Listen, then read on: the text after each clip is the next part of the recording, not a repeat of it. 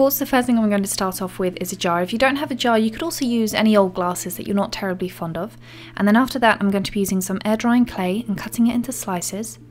I'm going to roll it out and then I'm going to cut it down so it's a little bit shorter than the very top of the jar. That way we can apply the lintel later on. I'm going to flatten it out and then I'm just going to stick it to the very edge of the jar. Now we're going to be sticking this down a little bit better later on once it's dried, but for the moment, provided the clay is still wet enough, it should be able to stick no problem. And then we're going to make the beams that are going to be going above that.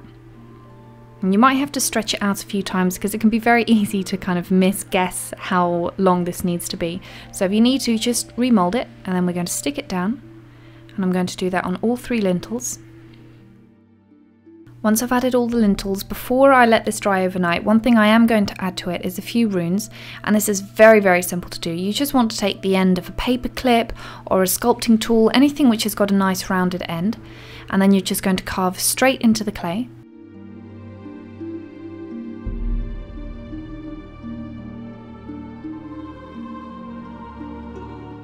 Once I've let that clay dry overnight, I'm going to take a glue gun, and I'm going to take the glue gun that I have, which has a very thin nib, so I can get that right into the edge.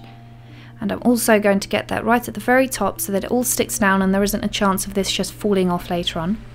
I'm then going to mix a little bit of wall filler, and you want to try and mix this so that it's quite thick. If it's too runny, it's going to run down. So what you want to do is mix it so that it's quite a solid but not completely dry consistency. And then bit by bit you want to fill in those edges. So wait for one to dry enough so that it's not going to all slowly squidge to the side before you do the next part. And then you're going to clean up the edges, wait for that to dry, and then you want to paint it. Of course, there's loads of different things that you can do, but I'm just going to paint these black and then do a basic little moon shape. Add a few stars and then add the grass.